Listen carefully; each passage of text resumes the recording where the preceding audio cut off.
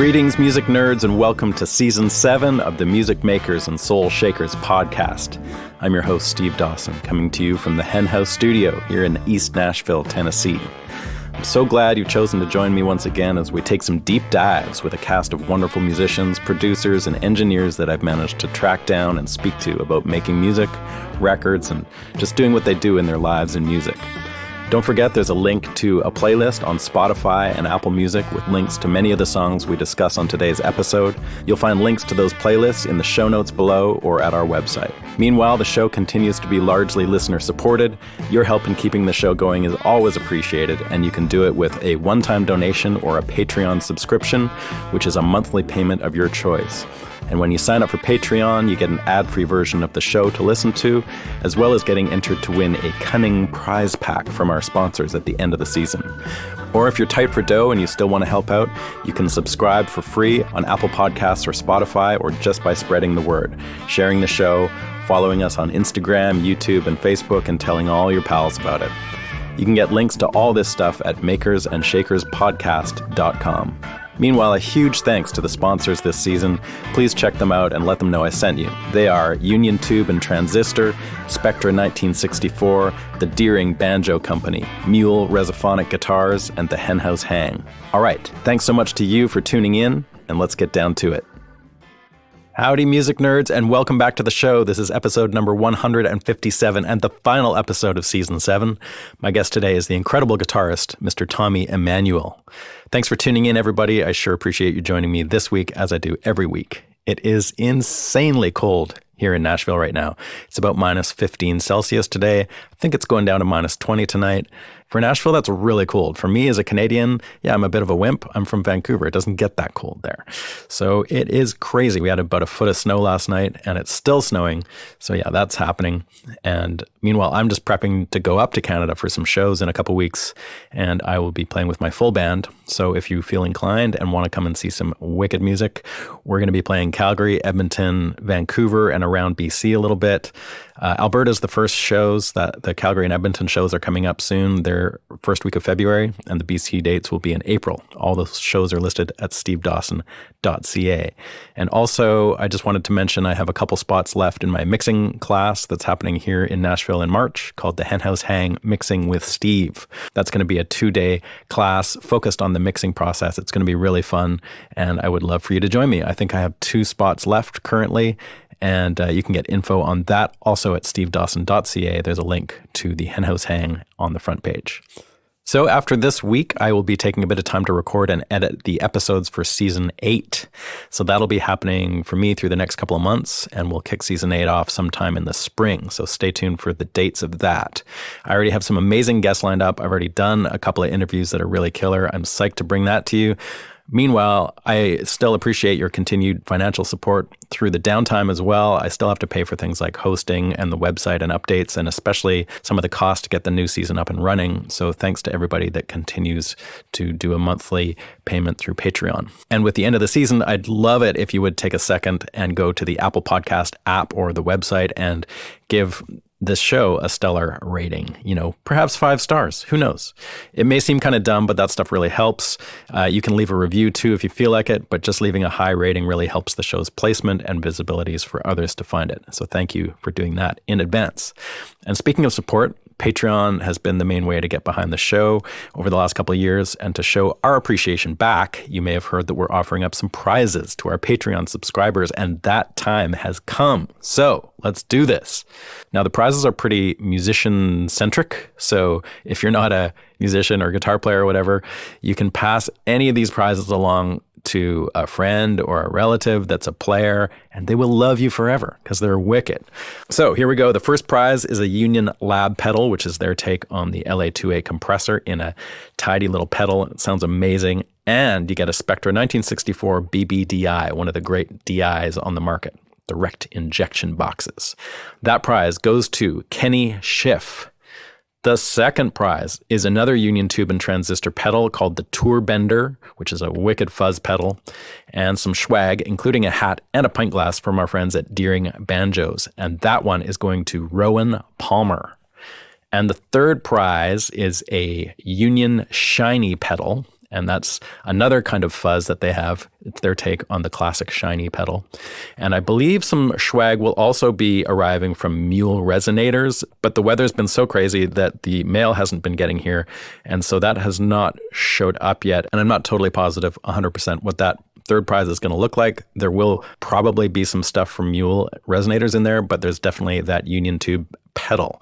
And that prize is going to James Patsula. So if you're one of those fine folks, thank you. Please just drop me a line through Patreon or my website, and I'll get these amazing prizes out to you this week. And thanks again to our amazing sponsors for making this happen, and to you guys for supporting the show. All right, then, on to this week's show. We have the incredible guitarist, Mr. Tommy Emmanuel. Now, I just want to mention how I first saw Tommy playing. This was in the early 90s. I just moved back to Vancouver from Boston, where I was living, and there was this short-lived music festival in Vancouver called Music West, and they put on all these great shows around town, but they were tragically underattended. It was kind of weird. One of them that I remember going to was a Joe Walsh guitar clinic, which was bonkers. He barely played guitar. He played Desperado on the piano and sang it, which was really weird because he wasn't even in the Eagles when they did Desperado. But that's what he did. That was his guitar clinic. It was odd. Danny Gatton played. Seymour Duncan was there. It was really crazy. And a bunch of like really great Canadian guys showed up, and it was pretty interesting. Anyway, there was a show as part of that was Tommy Emmanuel, Ben Harper, and Ali Farka Toure. Can you imagine that? And this is before anyone had really heard of them. Ali Farka had some buzz. I think he just made that record with Ry Cooder, and people knew who he was, and there was some excitement about his music, but nobody had ever heard of Ben Harper, myself included. Nobody that I knew had ever heard of Tommy Emmanuel, although he had been playing for quite a while at that point. But I don't think he'd played in Canada, and definitely nobody knew about him at that point. So I went to that show, and there was maybe 30 people there or something in this big old theater. And they all blew my mind. Ben Harper was incredible. He played songs from his first record, all solo. Ali Farka was insane. And Tommy Emmanuel totally blew my mind, doing all these like original tunes and all this amazing Chet Atkins inspired finger picking. And just one of the greatest shows I've ever seen. It was really memorable. Anyway, Tommy's gone on to be one of the most well-known acoustic guitarists of our time, and he's created a body of work that's stellar, but he's mostly known for his incredible solo shows. Tommy's from Australia, and he was a child prodigy, I guess there's no other way to say it. He was playing professionally when he was 6 years old with his brother, and along with their dad, they toured all over Australia. That led to a lot of session work around Australia for Tommy, and eventually that led him to the US, where he landed in the 80s and met his hero, Chet Atkins. And Tommy eventually got the coveted seal of approval from Chet and is one of, I believe, 4 guitarists to have the official CGP title, which is Certified Guitar Player, given only by Chet Atkins. He's made, at this point, tons of records, some solo, some duets and collaborations, and some with bands. The latest of these is the second in a series, and it's called Accomplice Two. Well worth checking out, as is his entire discography. And since we do talk quite a bit about the meeting that he had with Chet Atkins and playing with him and how this record went down that they made in the 90s, be sure to check out the record that we're talking about, which is called The Day the Fingerpickers Took Over the World. And that's his collaboration with Chet. And it must be the last thing that Chet ever recorded, because as you'll hear, he was in fairly rough shape at that point in his life.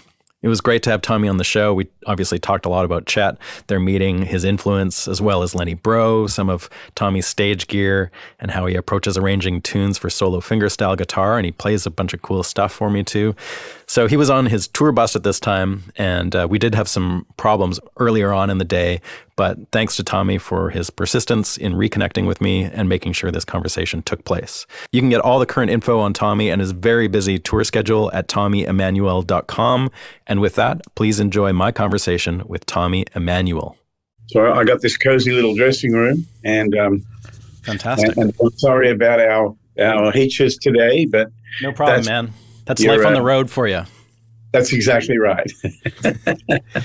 I guess we started talking about this before, but what I'm really interested in talking about with you is this moment where it seems to me like you were sort of like becoming an acoustic guitar player from everything that you were doing before. And I know there's some fascinating stuff that I'd actually like to hear about to do with your life in Australia and Sydney and like playing sessions and stuff like that.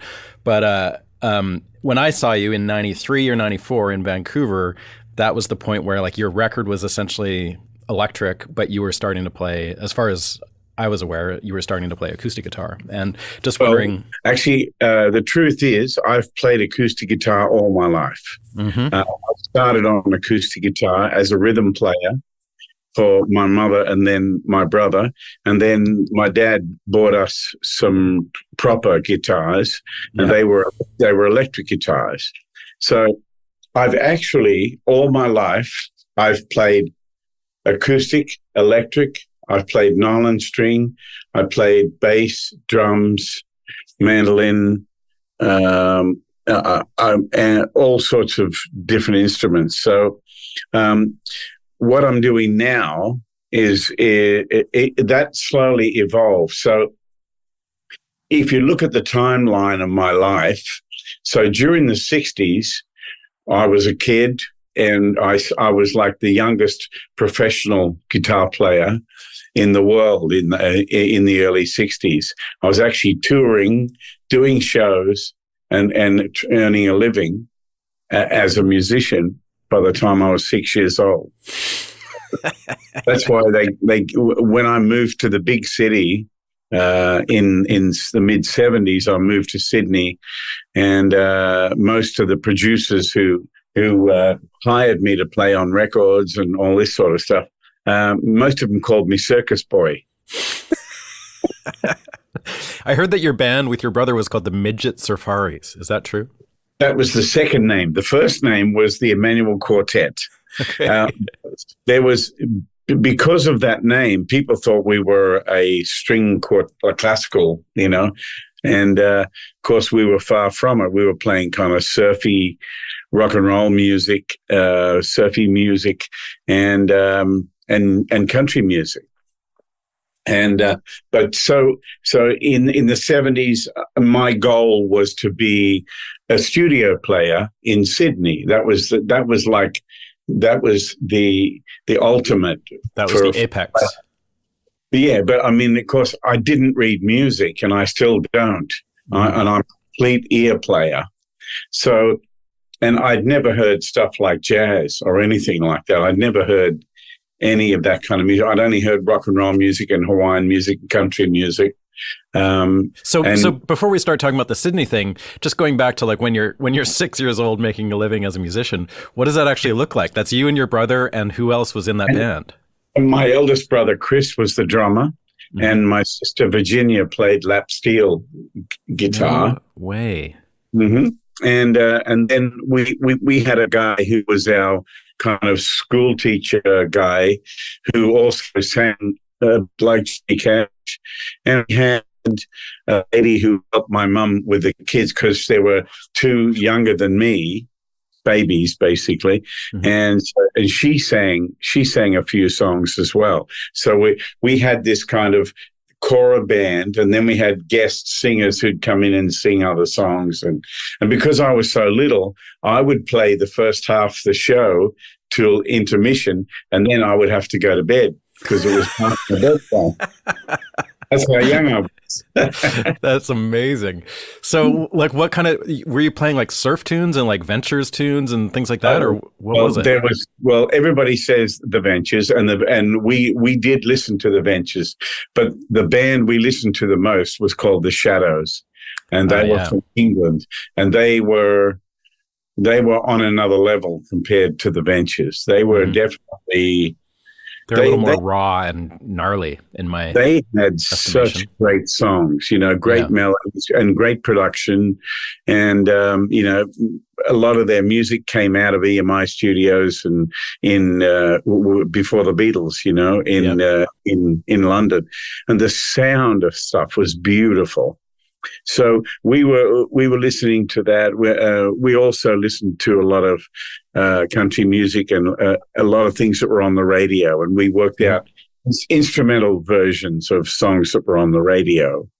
And, so it was primarily an instrumental situation, and then you would have your teacher guy sing a couple Johnny Cash tunes and whatever. Yeah. Okay, amazing. Yeah, that's what we did. And my mother took the money at the door and gave people their tickets, and my dad hosted the show. What kind of places were you playing? Oh, we were playing in tents. We were playing in little halls. We were playing in beer gardens, and we'd be part of. Sometimes we'd follow like a circus, a touring circus type thing around that had extra events, and so there'd be like. In one tent, there'd be like a country music variety show. And then in this tent, there'd be, Vanessa the Undresser.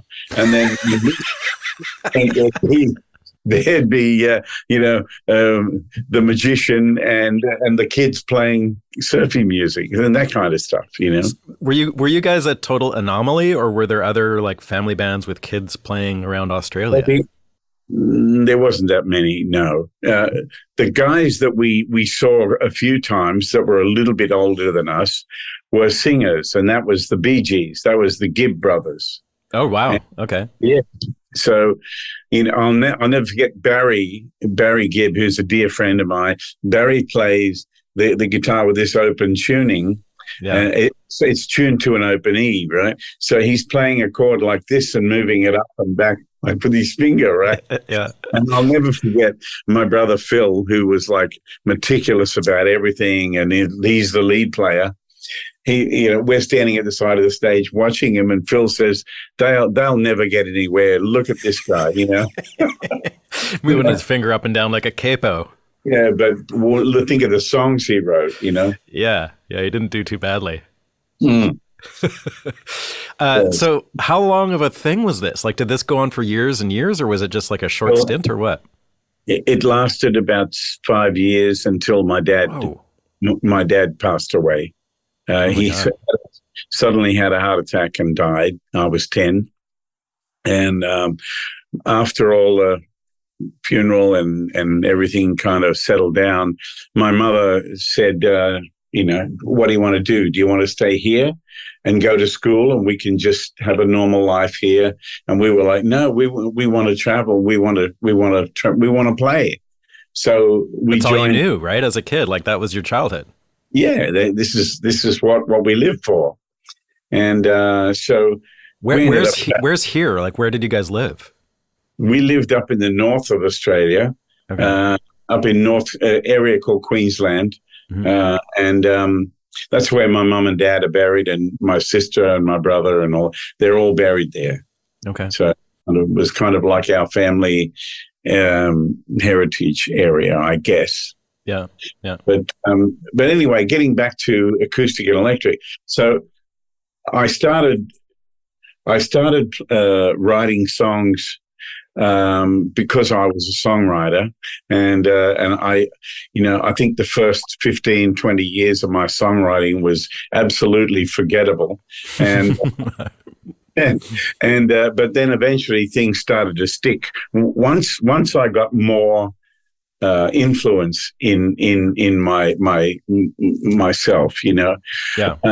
I was a big listener. I mean, I just listened to music all the time, and I was trying to work out stuff. I was buying George Benson records and Larry Carlton records and Lee Ritenour records and Chet Atkins records and Earl Klug, and I was listening to everyone. I was trying to take everything in.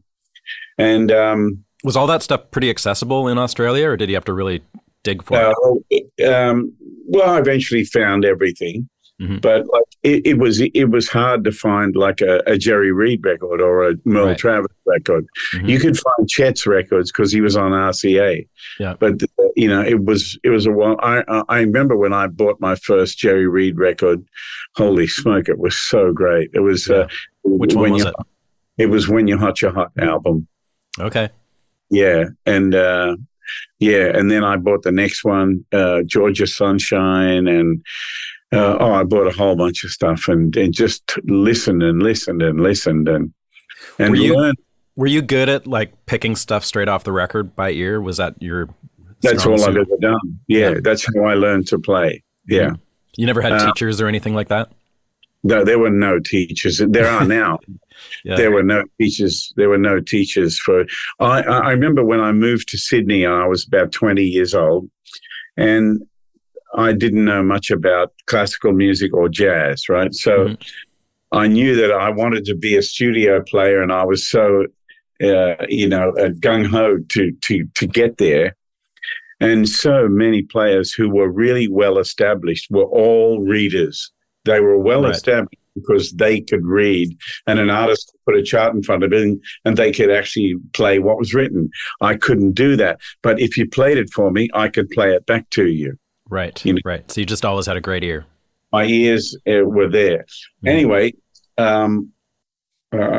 so some people said, you'll never get any work if you don't learn to read. So you should go and learn to read.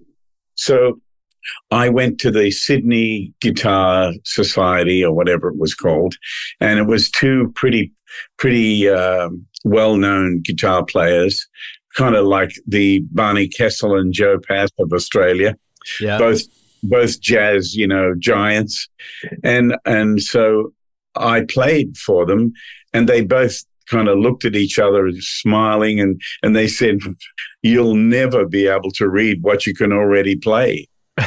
Yeah, I can see that. Yes. And so we're not going to teach you. So they told me to move on, and just use my ears. So I did. When you moved to Sydney, when you said you were about 20 and you wanted to get into the studio thing, what did the Sydney studio scene, like, what was going on there? Was it like jingles and albums, or what was it? Oh, it was jingles and people's records. Yeah, there was. I mean, I was busy 7 days and 7 nights a week. Seriously. Yeah, I was playing on everybody's records. I was playing on every commercial you can imagine, every Coca-Cola, really? Kentucky Fried Chicken, McDonald's, everything. I played on everything. And I didn't always just play guitar on them. So sometimes I played drums, bass, percussion, backing vocals. Wow. I mean, I had to go at everything, There, and the same thing when I finally got more established as an artist, I was on TV a lot. So I've actually, as an artist, I've had to go at everything. I've played in a rock band, I've played in a jazz band, I played in country bands, bluegrass bands. I've done comedy, I've done game shows. I've done, there isn't anything that you can imagine that I haven't. So was that interesting to you, or were you just kind of like, oh my God, what a grind? Or were you into it? Oh, no, I was just hungry for experience and knowledge, And the thing is, I got so much work because I was unafraid. I was willing to have a go at something that I knew nothing about. You know what I mean? Like, I remember doing an air freshener ad, and the guy said, "Okay, it's going to be this stream, and it's going by, and it's a beautiful shot, and then the product will come up, and it needs to be like, Bach or Beethoven." He was talking about. So I start making up this, just like my idea of playing classical guitar, and the guy said, "That's exactly what I'm looking for." So I played it in a real classical style, and they loved Perfect. it. And they had all this stuff written out, and the guy just put the music away, and I made it up, And that's how I work, Whatever you're looking for, I bet I can find it. You know what I mean? Like in a normal day. Back in those days, the late 70s, early 80s, it would be quite normal for me to have to play like the Police on a battery ad for some famous battery, and then play like AC/DC for a big commercial, and then play like "Run Through the Desert with a Horse with No Name," playing a 12-string like this. It was quite normal for me to have to switch.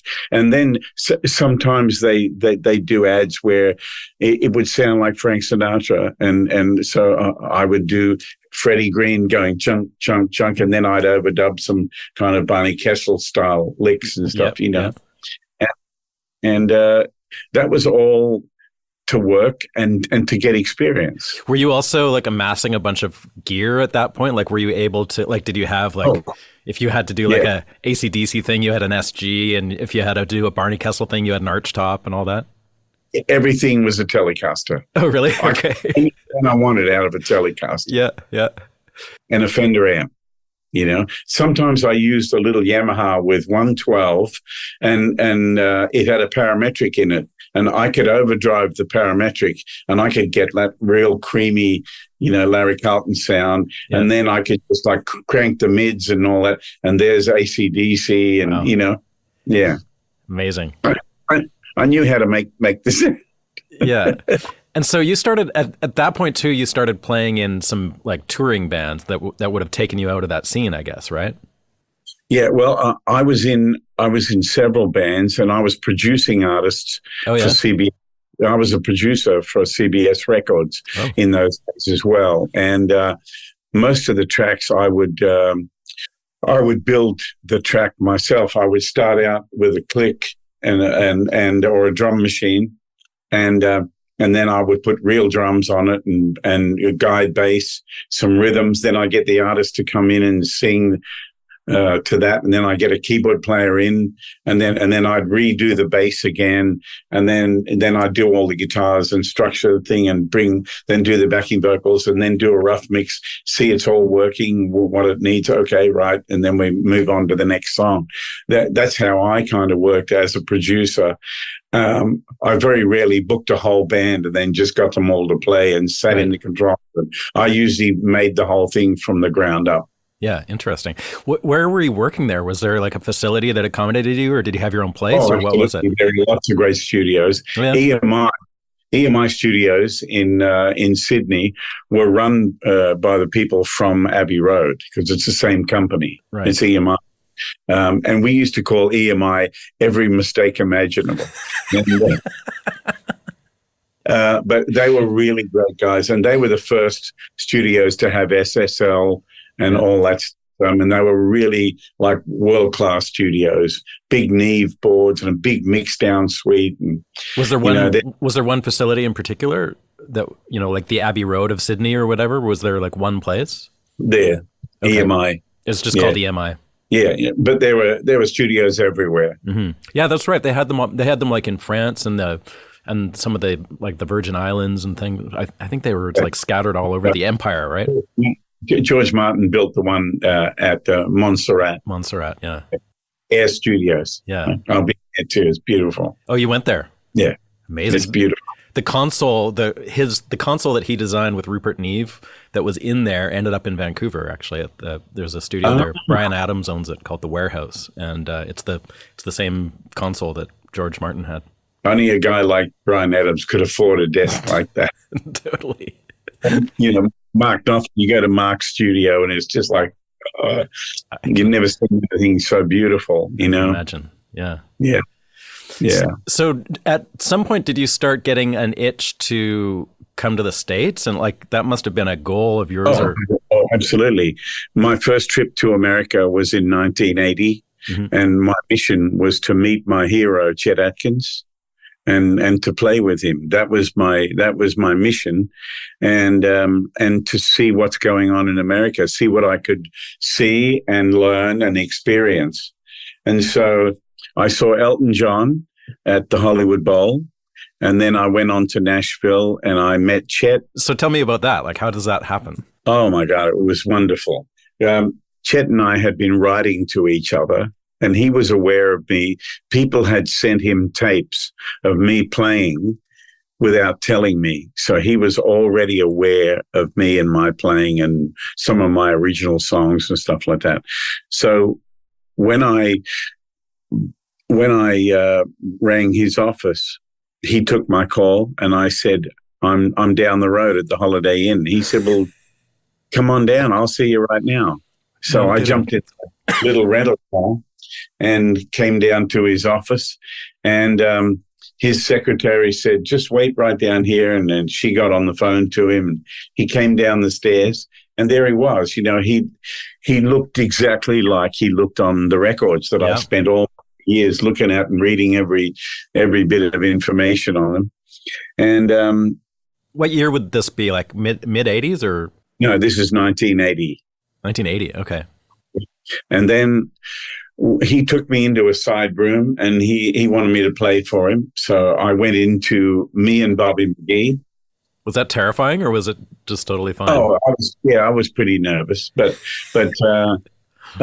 he made me feel comfortable. You know, he was so nice. Anyway, I went into me and Bobby McGee, and he just joined in on the second time round. And what he played made me sound so good. You know what I mean? Yeah, that was his specialty, right? Yeah. And therein lies the lesson. You know, It was beautiful. And he took me upstairs, 3 levels up to his private office. This is his office was on Music Row somewhere? That's right, 16th Avenue South. And I could hear this guitar playing, and I knew exactly who it was. It was Lenny Breau. Oh, my God.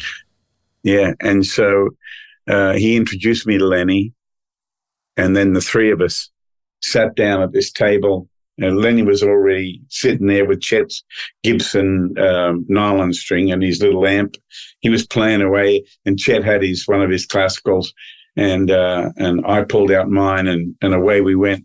And we played for like 4 hours without hardly stopping. You know, Whoa. Chet had to take balls every now and again, so he'd just jump out of the circle, answer the call, and he'd just jump right back in. And he was playing stuff that you'd never hear him play on record, like bebop lines that were just like mind blowing. And really, you know, that was Lenny's influence, I think. You know.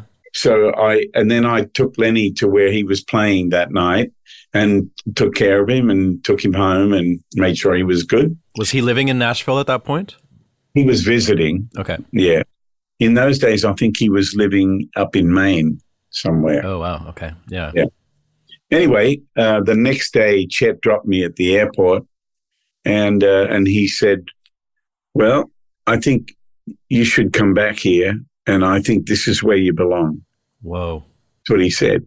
So I've been living in Nashville for 20 years. So this is 1980. You were heading back to Sydney at this point. No, I was going to New York because I had other people I had to go to New York to hear other musicians, and you know, I was trying to get a chance to hear whoever I needed to hear. And who would that have been in New York at that time? Oh, well, I was hoping to hear George Benson, but he wasn't playing in New York that weekend. Aretha Franklin was on at Carnegie Hall, but it was sold out. I couldn't get tickets. But you wouldn't believe it. I was looking through the New York Times, and I saw Buddy Rich Big Band warm-up shows before Carnegie Hall series, right? So I got in a cab and raced straight down to Greenwich Village and got in line, and there were 3 shows in that afternoon, 3 o'clock, 5 o'clock, 7 o'clock. And it was a small theater. So he was running all the new songs and all the new charts for the band ready, right? And I got tickets for all 3 shows. I went to all 3 shows. Amazing. And it's the greatest musicianship I've ever seen. Do you know who would have been in the band at that point? No, I didn't really. I was there to see Buddy and to experience what he was all about. And the music, was the first time I'd heard horn players so in tune. And the first time I'd heard a drummer that just drove the band like it was like a train. He was just unstoppable and so beautiful. And the very first show, when it was finished, I had to go outside and walk around and think about what I just saw, you know. It just blew your mind.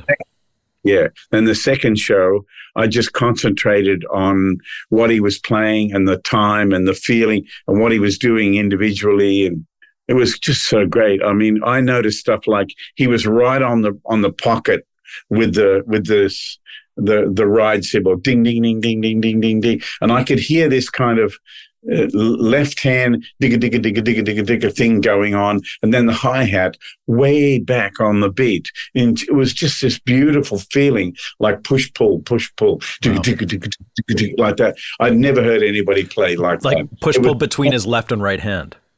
Yeah, amazing. And his foot.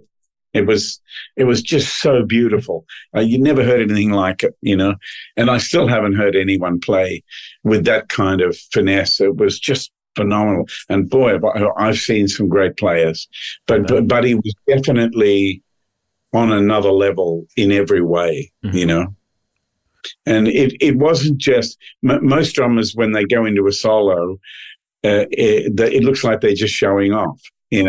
But everything Buddy did was way beyond that. But if you just didn't watch and just listened, it was so musical, everything about it, And even today, like I noticed, there are young guys out there with phenomenal technique, and they break down, okay, here's what Buddy played here, and they go, and they show it to you and they slow it down. This is what he did and all that. And then they play it. And it sounds like a bunch of rudiments, right? And you watch Buddy play the same thing, exactly, and it's music. Mm-hmm. That's the difference, Mm-hmm. Yeah. So anyway, amazing. I didn't mean to spend time on that. That's great, man. I love it. I love that you sat there and hung with Lenny Breau and Chet. So, did you continue a relationship with Lenny Breau through his life and through those years? I went to see him again when he was living in LA. I went to see him play at Dante's, mm-hmm. and he had a trio, and he was smoking. He was just so good. He had a 7-string electric guitar, but it was, the music went like this to the people. It just went boom, Yeah. And as much as I admired everything I did, and I really loved Lenny, his beautiful soul, but it's not for me, that's not what I do, Yeah, you've taken a very different approach to a not dissimilar technique in a way. Exactly. For me, it's all about the strength of your songs and the arrangements. And that's what I know. Like I tell people, because people will ask me, every time we see you, you seem to be like right up, 100%, you're flying and blah, blah, blah. Don't you ever have a bad night? And I'm like, absolutely, I do. There are some nights where I struggle like hell. Uh-huh. You don't know it, but I'm struggling. And when that happens, I know that the magic is just not there tonight. And so I better have some good songs and some good arrangements to play that I know that even on my worst night, the audience is still going to have a great time. Right. So that's really some fallbacks that you can. Yeah, but I mean, you're always, I've been playing guitar all day today. I'm warmed up. I'm ready. I'm so ready to play tonight. Mm-hmm. And so I'm hoping that all the magic that I'm expecting will show up. If it doesn't, I know that I've got a bunch of songs I can play and just play them the best I can, and everything will be all right. Yeah. Yeah. At what point in your life did you start really focusing on solo arrangements? Because that's like such a big part of what you do, is like taking a popular song or a jazz tune or whatever it is and like doing your own take on it. Was that something that you were always doing, or was it like... Yeah, I was always interested in that because I grew up listening to Chet Atkins, and every now and again he'd do solo stuff. Yeah. So I was always interested in that, and I didn't feel like I needed something else, that the whole thing had to be complete. Let me grab my guitar and give you a little demonstration of something. Please do. And people are always asking about my arrangement of Blue Moon, the old Blue Moon, you saw me standing alone. Now, where I got this idea from was, I was trying to learn some kind of jazz standards and things and do moving bass line stuff. Mm-hmm. And I was sitting there. I was sharing a house with two other musicians, and one was a saxophone player who had a great knowledge of jazz and arranging and stuff. And I'm sitting there going, right? And he says to me, "Why don't you move the bass through the changes?" And I said, "What do you mean?" He said, like, and so he got on the piano and he went, blah, da, da, da, da, da, da. So the bass moved through the chords. So I figured out how to go.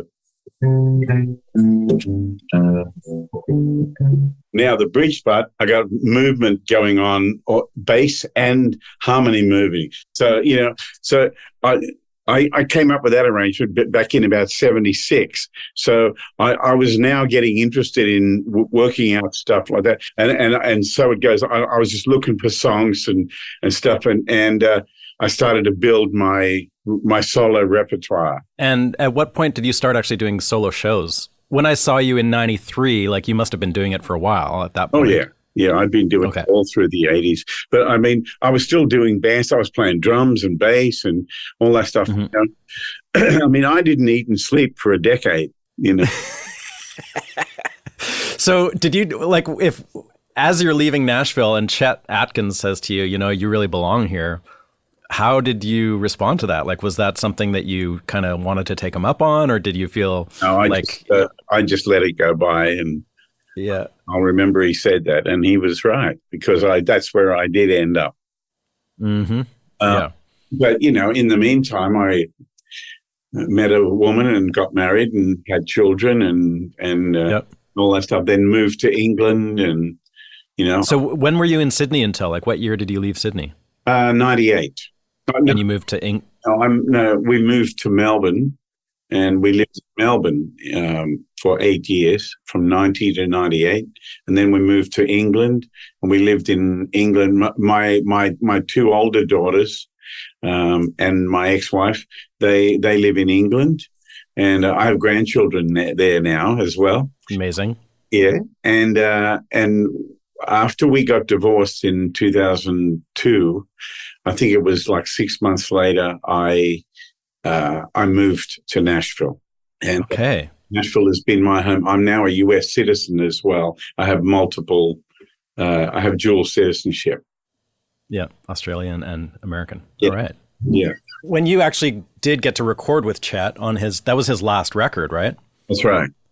The day the guitars took over the world? Is that what it's called? Am I remembering that right? Took over the world. Yeah. The Fingerpickers. Yeah. That idea, Chet came up with that idea because Dave Pomeroy, the bass player, had a record called "The Day Bass Players Took Over the World," and it was all about everybody boogied to a different frequency the day bass players took over the world.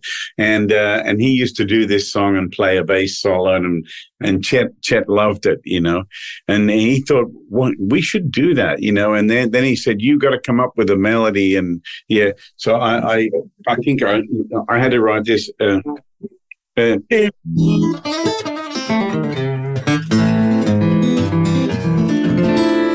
Yeah. So I came up with yeah.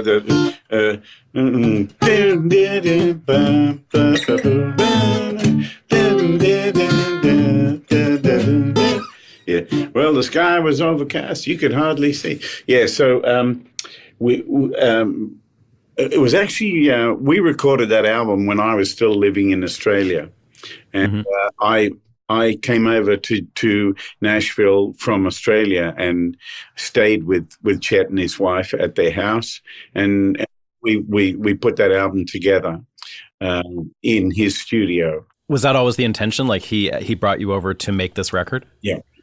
That's so cool, man. Yeah, amazing. Yeah. Would you believe it? I mean, I'll just never forget the day that. Because let me see, it was about a week before this. I was in Nashville for a Sony music showcase, and there was me and a whole bunch of artists, including Keith. Keith was on that, Keith Urban, and so they put me on first because I was the token instrumentalist. and I came out and hosed the crap out of everybody. So I'm in Music City, and I got to make an impression, So Yeah. I got So out. you just pulled out all the stops. I did, and the crowd were great, and I got an amazing response. And the next night, for the second night, I opened again, and I went, and there, standing in the crowd, was Chet and all the Sony people. They were all there, and it was great. And so they're all very enthusiastic. And so I go back to Australia, and I'm home a few days, and the phone rings, and it's Chet, and he says, well, these Columbia people are pretty excited about you, and he said, we should do something together. Would you like to record together? And I said, is there a mustache in Mexico? Absolutely. So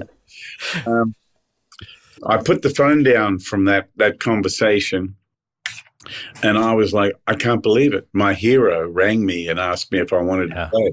So I wrote this song. I'll play a little bit of it. I wrote this tune called Mr. Guitar.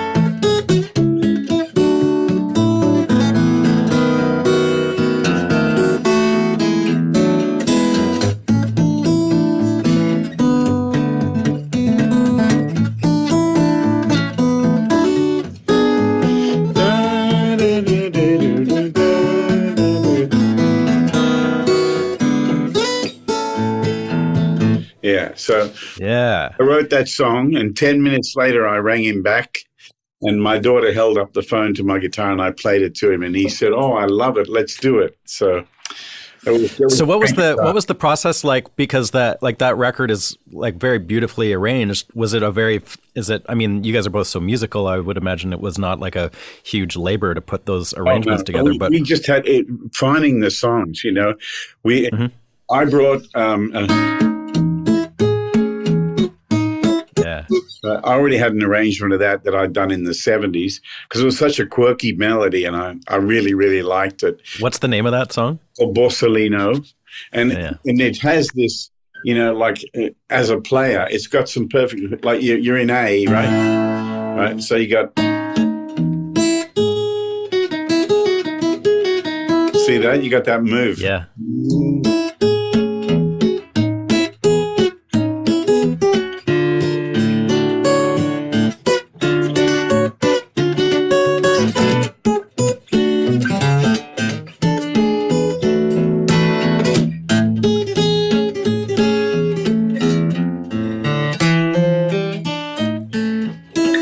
So it just falls under your hand, Amazing. I brought that one, and I showed him how to play Waltzing Matilda, and then some Aussie classics. Yeah, and then he sent me a recording of him playing To Be or Not to Be, and asked me to learn it so I could play the melody and he would play the harmonies. So it's okay.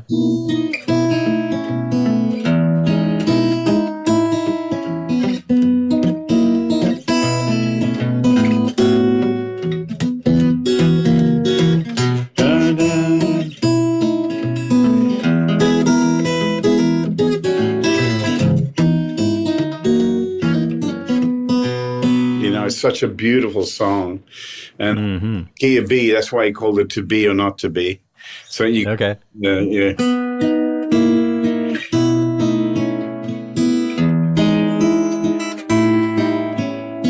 It's so pretty, beautiful. And it's so him. This song, and the bridge was written by Randy Goodrum.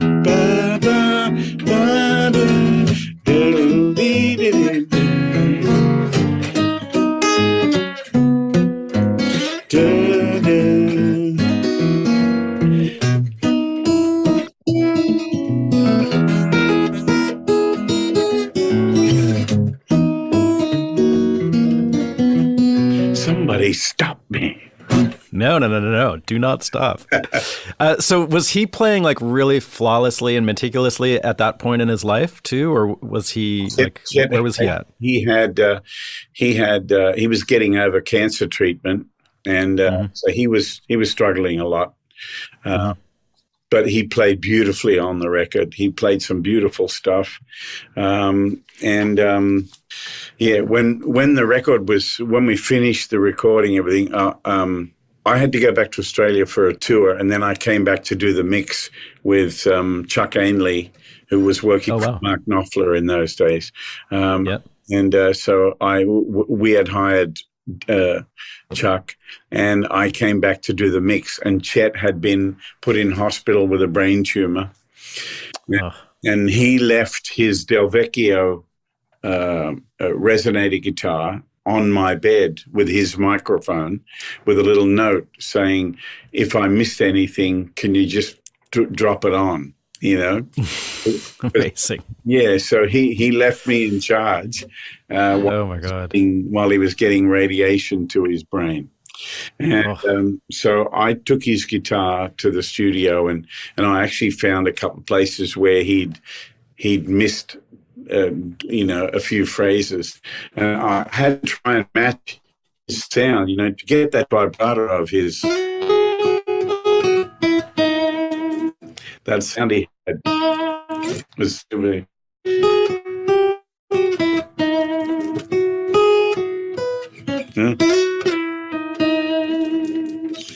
Try to sound like, I can tell it's me, but most people think it's Chet. So, but right.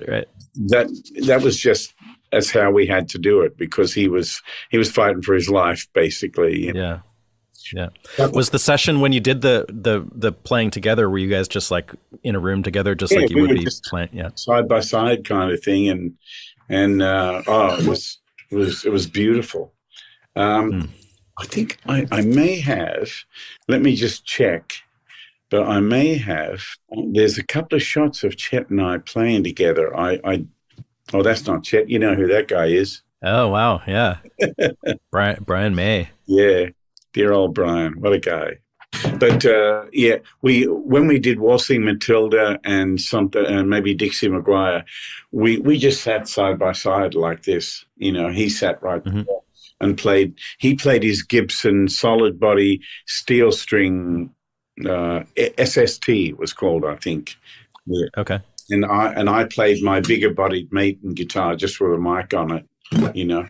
And then the rest of the tunes, he played his Del Vecchio resonator guitar. Right. Yeah, that sounds like that.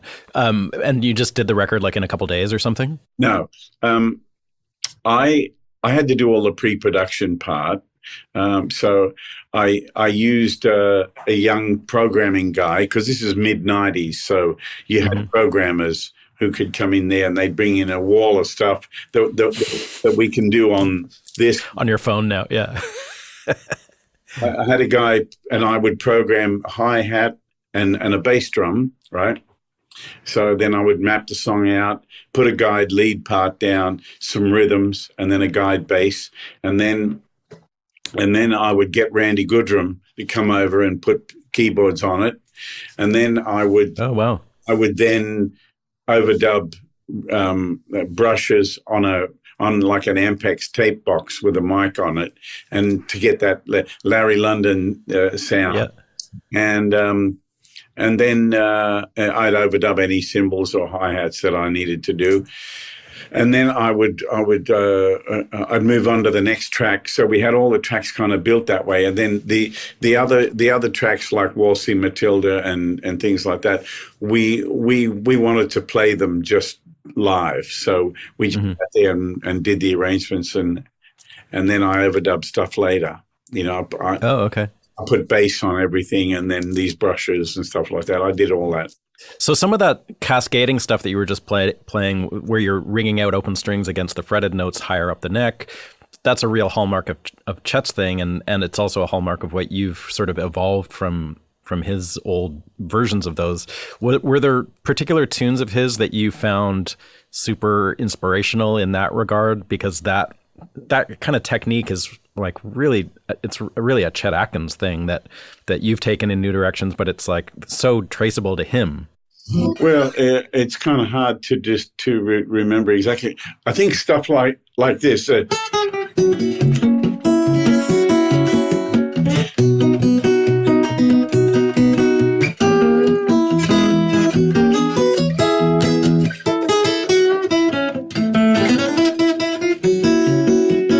Yeah, so the melodies, and you got.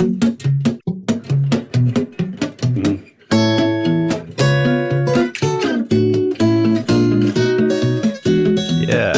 You know, so I just worked all those things out, of course. And so now I use that. Like, here's a classic example. Here's one of my finger picking tunes, where I'm in A, and I'm in A7, way up here. So.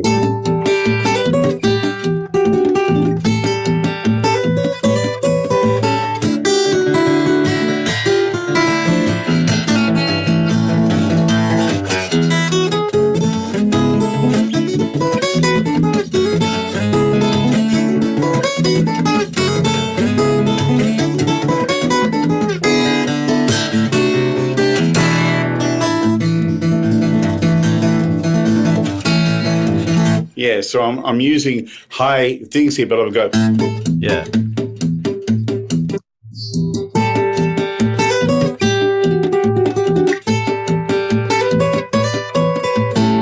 And then I get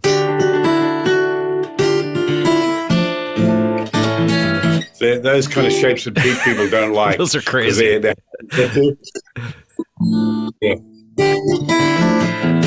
That makes my hand cramp just looking at it. Yeah, if you want to do it, you just got to practice it until your hand does it.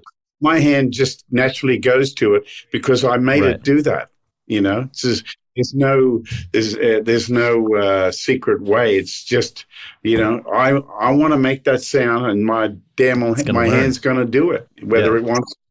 Yeah, so my hand just goes straight to it. You know. With your right hand, I've always been curious about this with you. It's amazing to me how you can seemingly pretty much play whatever you want with both a flat pick and or a thumb pick. For me, I've been a thumb picker for a long time. I sort of lost my love for a flat pick and I stopped using one a long time ago, but you seem to have this like ability. So I guess my question is twofold. What makes you pick up a flat pick to do something instead of a thumb pick? And also, when you do a solo show, do you use a flat pick ever? Yeah. The thing is, I started out finger picking as a flat pick with a straight pick.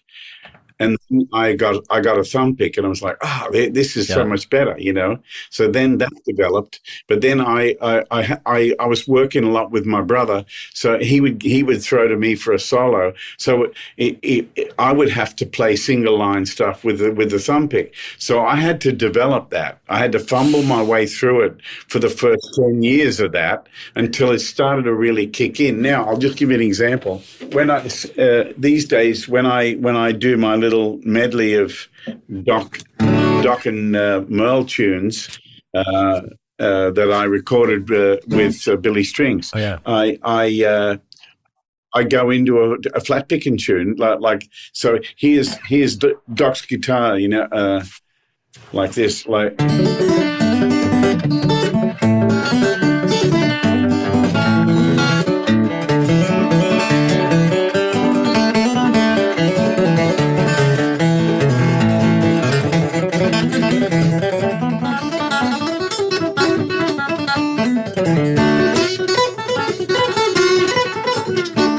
You know, so I go into Black Mountain Rag as a flat picker.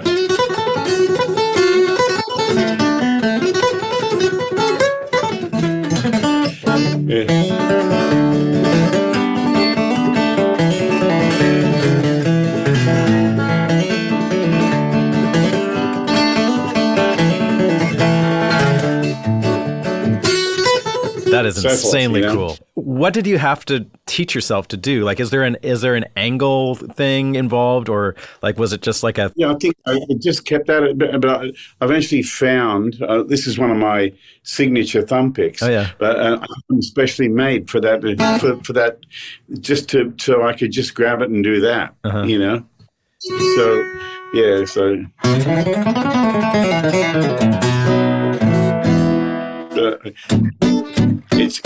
It's got all the power down there.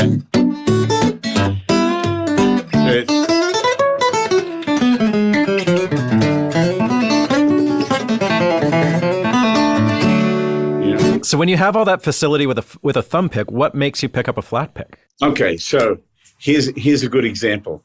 So certain songs feel the best when you play it with a straight pick, right? Mm-hmm. So here's a good example. Yeah.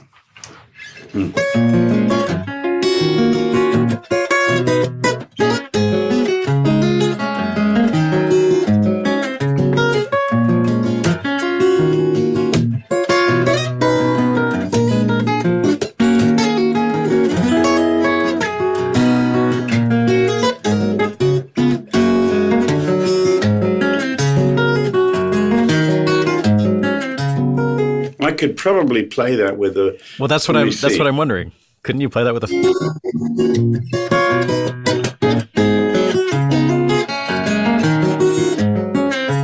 Yeah, it feels better to me when I play it. Okay.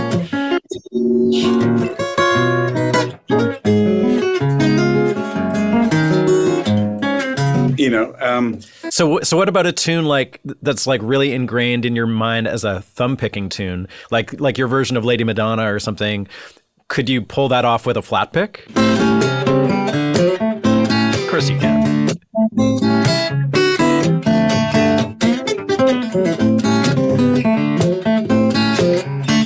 I probably could. I don't know. I just like the fact that, like, when I do that Beatles stuff, sometimes I break into a "My love don't bring me presents," right? Yeah. And I wanted to have that.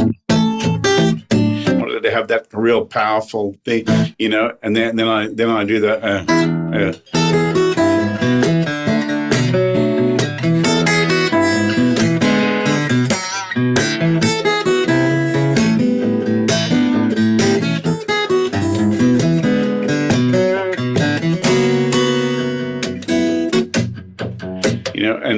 And it feels good to play it with a thumb pick, you know. Right. So it's just a feel thing. You could obviously do either one on either one. Yeah, I could, but it's all about all I care about is the music feeling as good as I can get it. Yeah. You know. Yeah. What do you do for a sound these days as far as amplification? I know that's a big part of your show is like you feel like you're inside the guitar when you're in the audience. Well, first of all, this is my main beast. That's a Maton, right? Yeah, it's a Maton. It's called a TE Personal, and it's got a mic and the pickup system in it. Okay. And I have 4 guitars on the road this tour. One is my Maton, which I've made into a baritone, and then I have one which is a cutaway, and that one I use for the G6 tuning stuff like the Tall Fiddler and stuff like the Mystery and songs like that. And then the other one is a jumbo-sized guitar with big strings, 13 to 56, and it's tuned down a whole step, and then it's in drop D, so it's down to C. Oh, cool. Okay. I use that for some beautiful ballads and stuff like that. Okay. You know. And so you have some sort of mix of a microphone, an internal microphone, and a pickup. Yeah, it's flat out. The mic is on 10. The pickup is on 10. That's how you get the sound. And do you have like, is your stage volume loud? Oh, it's like AC/DC. Oh, so how come the mic doesn't feed back? Because I cover the hole, and that just does it. It stops it completely. Wow. Yeah, but I mean. So when you're sitting in the crowd listening to me and you think your head's inside my guitar, what you're hearing is a direct feed from an AER preamp, right? So you're hearing from a preamp, and then you're hearing from my amp, which is a De Capo Udo Rosner amp, German amp. Okay.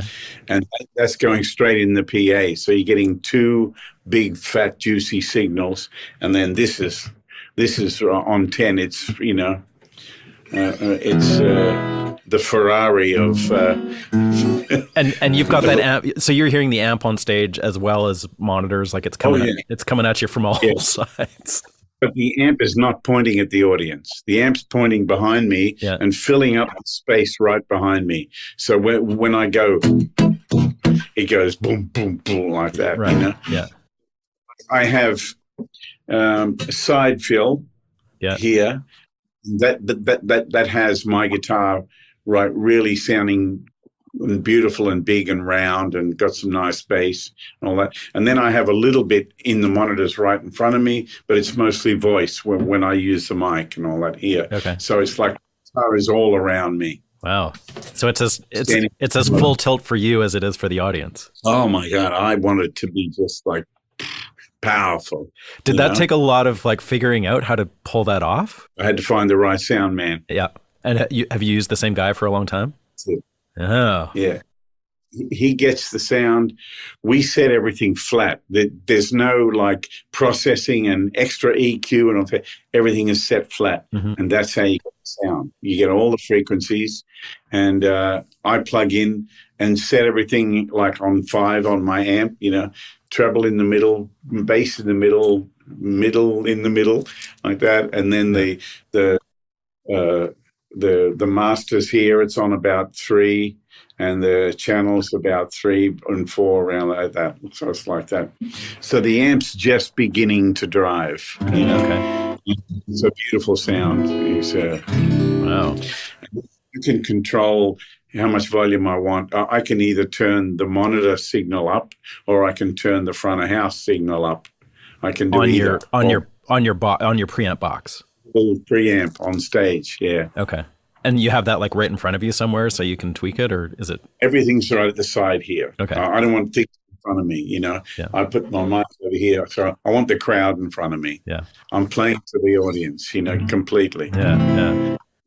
It's all about giving the people the best I possibly can, and I'll do whatever I can. Why do you think I do all this stuff, because this does, Those guitars, those Maton guitars, is that an Australian company? Yes. Yeah. And he's been building those for you for years, I guess. Oh, a little kangaroo on the headstock. That's right. Well, that came about because back in about 2003, I was doing a show in Australia, and I met a whole bunch of people. I came to the edge of the stage after the show because people weren't going. They wanted an autograph and they wanted to say hello. So they just stood there, and my manager said, "You better come back out." So I came back out, and I'm talking away, and a very dear old man came up to me, and he said, "I want you to have this," and he gave me a pin, and it was a gold kangaroo with a pin on it to put in my jacket. And I cut the pin off and super glued it here.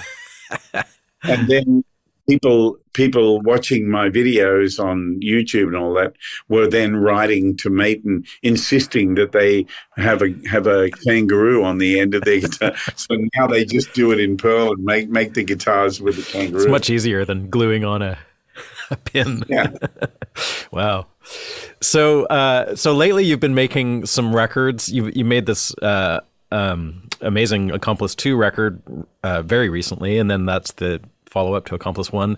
And it just seems like you're really thriving off playing with other people these days and featuring youngsters and all that. In between Accomplice One and Accomplice Two was just after COVID, or no, just before COVID, was my album Tommy Songs, which was 24 original songs, just solo.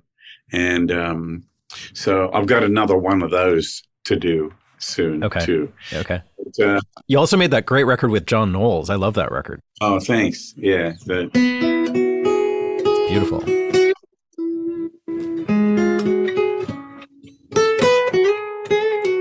Yeah. I see. I love doing stuff. I like just playing. I like being the lead singer and having the band behind me. That's how I see it. You know. Yeah. Yeah.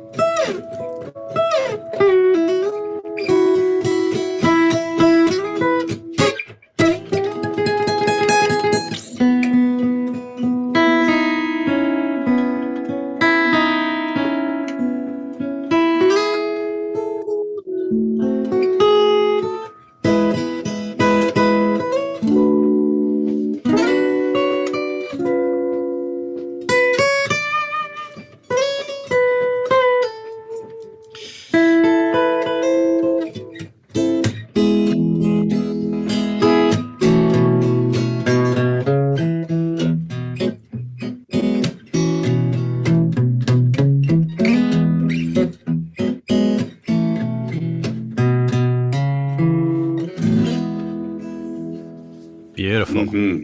Yeah. Yeah. I love playing that stuff, you know. Yeah, that was a labor of love, that album. I just really loved coming up with those arrangements and choosing the songs, all that stuff. We wanted everyone to be a little bit different, you know. Yeah. Yeah. So when you do the record, like the new one, you're collaborating with people. Are those people that you've always done? Like, have you played with all of them before, or do you bring them in specifically for that record? Well, yeah. There's like Molly Tuttle and Billy Strings and Jerry Douglas and all that. I met Billy. I met Billy years ago at Merlefest, and we played together, and he got up and jammed with me several times at different other festivals. And I met Molly on Kayamo Cruise. Okay. And she invited me to play a couple of songs with her in her set. And I met Sierra Hull on that cruise. And let's see, I got to know the Nitty Gritty Boys and Little Feat and all. I got to know them on different festivals, and it just all came together, you know. And then did you make that record in one sitting, pretty much, or was it like done here and there? As a lot of serendipity went on, right? You know, like everybody was busy straight away after COVID. Yeah. All of a sudden, we're all let out of the gate. So I really had to grab people when they were available, and it was great. Billy came over one morning. We worked out the arrangement, and then we just recorded it. And he was gone, but that took about an hour. Yep. And then Molly came in, and she was there less than an hour and had it done, you know. And then in the afternoon, Little Feat came and set up with their crew and everything, and we cut the track in no time, shot the video and everything. That was all done. That was just one day's work. Amazing. What studio were you in? That was in Nashville somewhere, I guess? Ocean Way, yeah. Nice. For the bigger stuff. And then Omni. Cool. Which is, and for some of the duets. The duet with Molly was in Omni, and the duet with Raoul Mallow was in Omni. And I did my whole Tommy Songs album in Omni. You like that place? You know, I like the engineer, the microphones, and the desk. I like it all has to sound as good as you can get it. When you're recording your acoustic guitar, you don't plug in at all? You just use mics? No plug-in. Yeah. Just play this guitar acoustically with a mic on it. It sounds great. Yeah. So this tour you're on right now is Larry Campbell and Teresa Williams. And they're on the record too. Oh, yeah. Yeah. And so what does that look like? They open the show, and then do you guys collaborate as well? Yeah, towards the end of the night, awesome.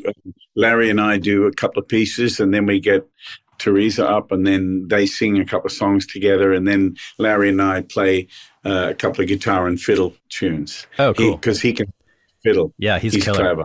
Yeah, he's got it going on. And you guys are playing the Ryman in a couple of weeks, right? Yeah, awesome. Saturday week. All right. Yeah.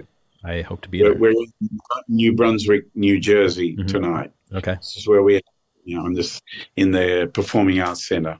All right. Well, I know you've probably got to go and get that massive guitar sound going. So thank you so much for and have a shave and change my strings and do all that.